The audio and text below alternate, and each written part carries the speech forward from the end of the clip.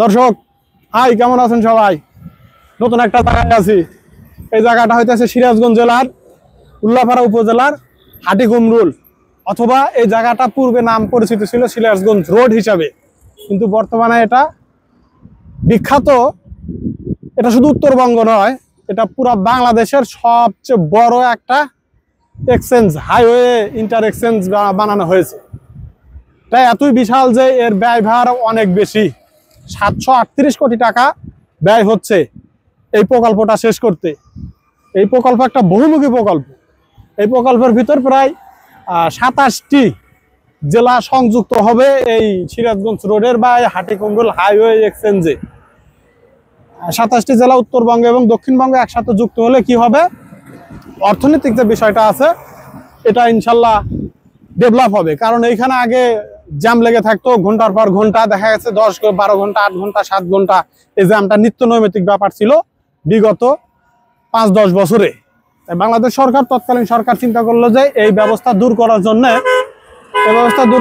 এখানে একটা inter exchange তৈরি করবে, যা হবে বাংলাদেশের মধ্যে বিখ্যাত। কারণ একটা দেশের অর্থনীতি টিকে থাকে চলাচলের উপর। সেটা আমাদের নৌযান চলাচল হতে পারে, ট্রেন চলাচল হতে পারে, বাস চলাচল হতে পারে। আমাদের এই যে স্থলভাগের বাস ট্রাক চলাচলের জন্য এই রাস্তাটা 27টি জেলার জন্য গুরুত্বপূর্ণ, জরুরি। এই কাজটা ইনশাল্লাহ শুরু হয়েছে 2022 সালে। কর্তৃপক্ষ চেষ্টা করছে এটা 2026 সালের মধ্যে এটা শেষ করে দিবে। এটার প্রায় 1300 এই বড় বড় পিলার পাইলিং করা আছে। 1300-র ভিতর প্রায় 960টা পাইলিং করা কমপ্লিট হয়েছে। কর্তৃপক্ষের সাথে কথা বলে এটুকু জানা গেছে। এটা ছোট বড় পিলার, এই যে এখানে বড় একটা পিলার মাত্র অর্ধেক করা হয়েছে, এখানে এসে জোড়া হবে আর নামবে। আবার এই যে বড় পিলারটা, এইখানে এই বড় পিলারটা আছে। এরকম বড় বড় পিলার, ডাবল পিলারও আছে অনেক জায়গায়, 2টা পিলার একসাথে হয়েছে। এর চেয়ে আবার ওই যে একদম মাঝখান বরাবর যেটা সিরাজগঞ্জ রোড আগে সেন্টার ছিল, ওই সেন্টারটাতে একটা বড় জায়গা আছে।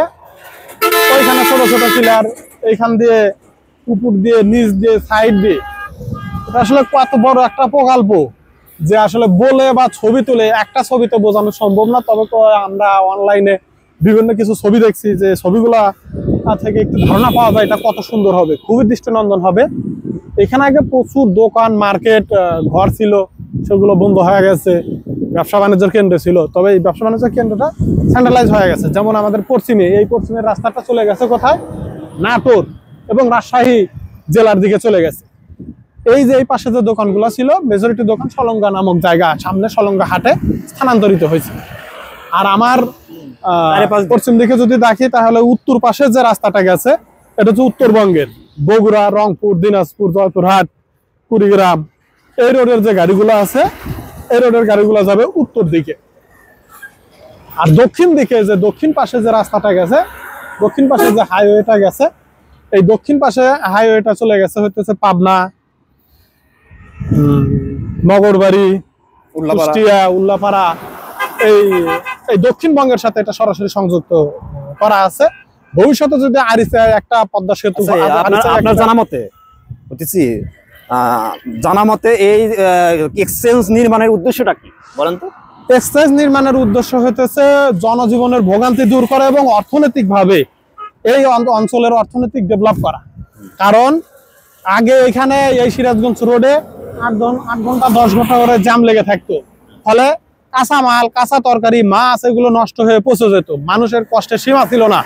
আমরা যখন ঢাকা থেকে বাসায় আসতাম ঈদের আগে, তখন দেখা যেত যে অনেকেই আছে 10-12 ঘন্টা এই একটা জায়গায় দাঁড়া থাকা লাগতো, কোনো গাড়ি চলতো না, গাড়ি চলতে পারতো না। সেই সমস্যা দূর করার জন্য একটা বড় একটা প্রকল্প নেওয়া হয়েছে। আচ্ছা, এই প্রকল্পের মানে কতদিন পর্যন্ত মেয়াদি থাকবে? না, এটা সরকার আন্তরিকভাবে সচেষ্ট আছে এবং কর্তৃপক্ষ, এটা চায়না কনস্ট্রাকশনের আন্ডারে কনস্ট্রাকশন চলছে। তারা খুবই আন্তরিক। 22 সালে শুরু হয়েছে, 2022 সালে, আর ইচ্ছা আছে 2026 সালের মার্চ নাগাদ এটা কমপ্লিট করে ফেলবে এটা ইনশাআল্লাহ। কারণ আমরা কত একর জমির উপরে নির্মিত?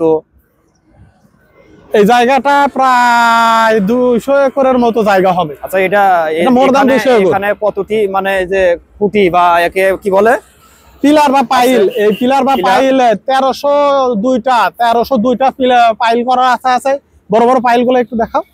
এই যে বড় বড় পাইল আছে, যে এই যে বড় বড় পিলার পাইল, এটা 1302টার মতো। পদ্মা সেতুর চাইতে বড় স্থাপনা মনে হচ্ছে, এতগুলা পাইল বা পিলার পদ্মা সেতু। এটা কি আসলে ওই উপর দিয়ে গাড়ি চলাচল করবে না নিচ দিয়েও চলাচল করবে? উপর দিয়েও চলবে, নিচ দিয়েও চলবে, সাইড দিয়েও চলবে। এই ফাইল গুলা তৈরি করা হয়েছে উপর দিয়ে গাড়ি চলার জন্য, যাতে নির্বিঘ্নে যেতে পারে, একটা সেকেন্ডও যেন কোনো গাড়িকে এখানে দাঁড়াতে না হয়। এই কারণে 4 লেন 6 লেন মানে ভবিষ্যতে, আজকে আমাদের মেজরিটি ডিস্ট্রিক্টে 4 লেন হয়ে গেছে, ভবিষ্যতে যদি এটা 8 লেন 6 লেনও হয়, এটা আসলে কোন জেলার মানুষ বা কোন কয়টি বঙ্গের মানুষ এখানে চলাচল করবে? এটা প্রায় 27টি জেলার মানুষ চলাচল করতে পারবে, সরাসরি সংযুক্ত করা আছে। 27টি জেলা, 27টি জেলা, উত্তরবঙ্গ এবং দক্ষিণবঙ্গ মিলে। তবে প্রধানত উপকারভোগী হবে হতেছে উত্তরবঙ্গের মানুষ, কারণ উত্তরবঙ্গের মানুষ এটা আসলে খুবই। আচ্ছা, এই প্রকল্পের দৈর্ঘ্য বা প্রস্থ কত? এই প্রকল্পের মোট দৈর্ঘ্য এবং 5 কিলোমিটার দীর্ঘ রাস্তা হবে। মানে এটা তো ঘুরে ফিরে রাস্তা, এটা 5 কিলোমিটার মোর দান একটা রাস্তা হবে। এই যে কাজ চলতেছে, তার কারণে এত ধুলাবালি, কিচ্ছু দেখা যাইতেছে না।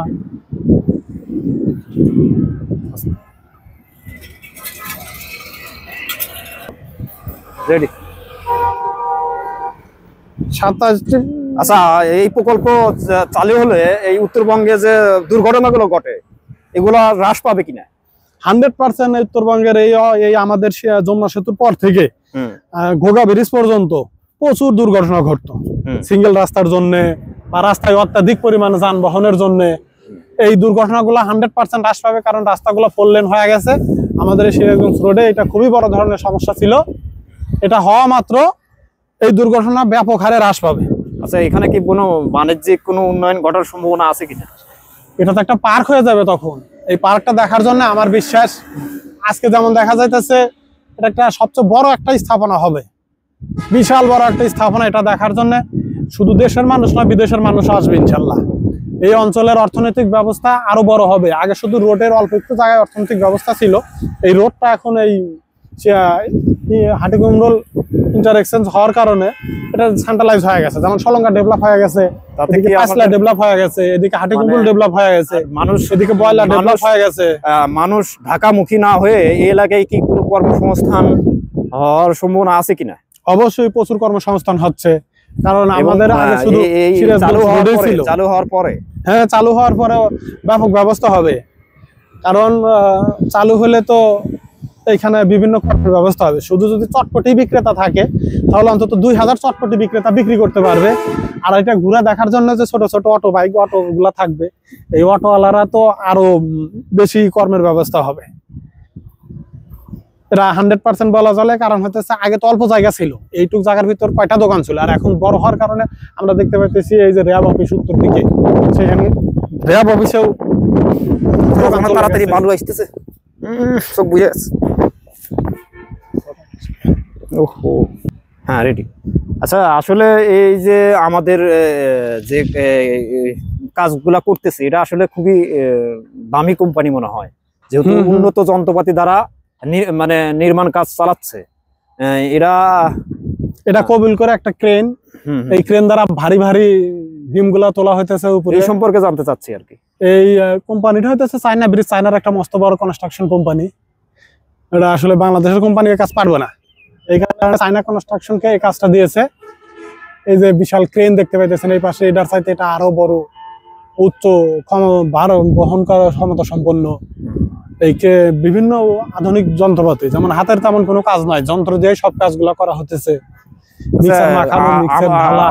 আমাদের জানা মতে বা আমরা আনুমানিক বলতে পারবো কি যে এখানে কতগুলো কর্মচারী কাজ করেন? এটা অবশ্য বলা একটু দুরূহ, কারণ হইতেছে বালু যারা ভরাট করতেছে তারা একজন কর্তৃপক্ষ, যারা হইতেছে রড বাঁকা করতেছে এটা আর এক কর্তৃপক্ষ, ঢালাই যারা করতেছে তারা আর একজনরা। এগুলো কি আসলে টেন্ডার বা মানে বালুর টেন্ডার আলাদা আলাদা। হ্যাঁ হ্যাঁ হ্যাঁ, এটা আপনি দেওয়া সুন্দর কথা বলছেন, এটা কথা কই দিলেন। আচ্ছা, এই যে এই ইন্টারেকশন হয় আপনার কাছে সুবিধা কি আর অসুবিধা কি হয়েছে? কি কি সুবিধা হয়েছে? কি কি সুবিধা হয়েছে?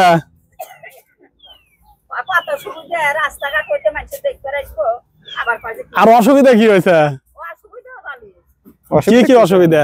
আপনাদের একটু ফাঁকা মানে এই জায়গায় যে ব্যবসা বাণিজ্য ছিল সেটা একটু সাইডে নেওয়া লাগছে, এই তো নাকি? তা অনেকের ব্যবসা বাণিজ্য একটু কমে গেছে, এটাই। এটা কমে গেছে কেন? আপনাদের এই যে পাশে তো অনেক দোকানপাটের বাড়ছে। এটা তো বড় কাজ, সময় লাগবে ইনশাআল্লাহ। এটা রাস্তা ক্লিয়ার হলে আপনাদের আরো আমরা আশা করি যে অনেক এগিয়ে যেতে পারবে এই এলাকা।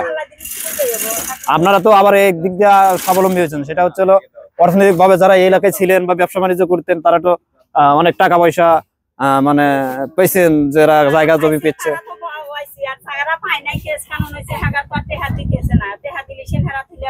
তার মানে এটা নিয়ে আরো একটু ঝামেলা হয়েছে।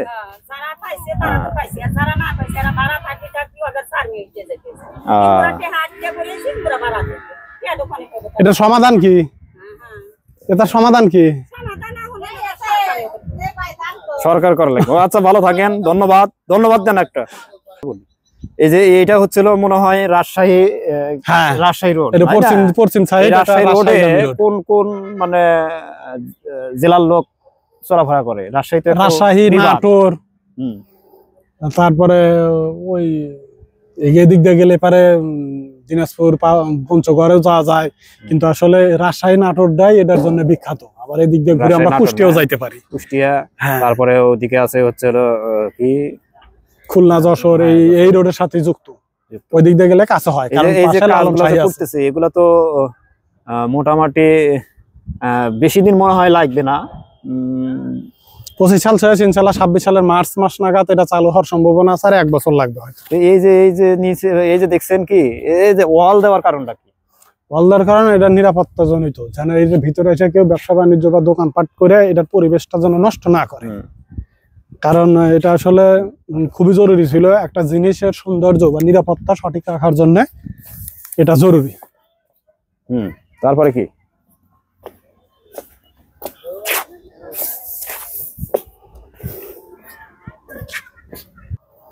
এই যে কালভার্টটা দেখছেন, এটাও হইতেছে এই প্রজেক্টের একটা অংশ, কারণ এই কালভার্ট আছে 6টা, আর ব্রিজ আছে। এখানে কার্যক্রম চলতেছে দেখতেছি। হ্যাঁ হ্যাঁ, এই কার্যক্রম, এই যে মাটি ফেলে এই উপরের রাস্তাগুলো কমপ্লিট করা হবে। আছে সামনে, এটা আসলে কোন রোড? দক্ষিণ রোড, এই দক্ষিণ দিক শাহজাদপুর, পাবনা, আর ডিস্ট্রিক্টের কথা যদি বলি, এটা পাবনা ডিস্ট্রিক্ট, সাথে আছে কুষ্টিয়া, ঝিনাইদহ। এই রাস্তা দিয়ে গেলে দ্রুত যাওয়া যাবে। আর হচ্ছে নবীনগর, নগরবাড়ি আরিসা ফেরিঘাট আছে, ওইখানে একটা সেতু হওয়ার কথা ছিল, হয় তাহলে যোগাযোগের জন্য একটা নতুন মাত্রা যুক্ত হবে। এটা হচ্ছে সিরাজগঞ্জ রোড। এই যে আমার মামাতো ভাই ওমর ফারুক এসেছেন, উনি আসলে ব্যক্তিগতভাবে পরিচয় দিলে মানে ভিজিটরই বলা চলে। বিভিন্ন এলাকায় তিনি ঘোরাফেরা করেন এবং পরিদর্শন করেন, তারপরে দেখানোর চেষ্টা করেন সবাইকে সুন্দর সুন্দর জিনিস এবং সুন্দর সুন্দর কার্যক্রমগুলা, যেগুলা সবার।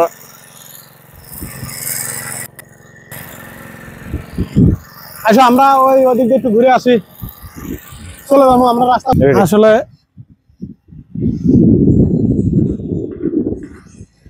এই বালু, এত পরিমাণে বালু ফেলছে যে আমরা রাস্তায় খুঁজে পেতেছি না।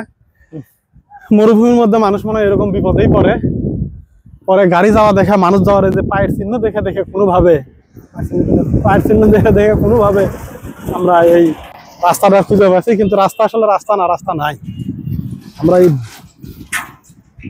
উঁচা নিচু জায়গা এর ভিতর দিয়ে যা আশা করতেছি। আমরা আছি হইতেছে দক্ষিণ দিকে, রোড থেকে যেটা দক্ষিণে গেছে। ক্যামেরা নেওয়া যায়, কিন্তু আমরা আছি একদম ঠিক মাঝখানে। এটা হইতেছে ঢাকাগামী রোড। আমাগুলো একটু ধরো। এটা হচ্ছে ক্যামেরাম্যান হিসেবে ছিলাম আমি, আমিনুল ইসলাম। সবাইকে ধন্যবাদ, ভালো থাকবেন, সুস্থ থাকবেন। নাটোরগামী রোড, আর এটা হচ্ছে রাজশাহী নাটোরগামী রোড। আর এটা হচ্ছে মেইন পিলার ছিল, আমাদের একটা স্থাপনা ছিল, এটা আপাতত শেষ হয়েছে। বন্ধ করো, আরে বন্ধ করো, এই সলটাতে এক্সচেঞ্জ করবো রে। এই বাচ্চা নিচে যাও, এক্সচেঞ্জ করবে, এক্সচেঞ্জ করবে, নিচে যাও, যাও যাও যাও, নিচে যাও।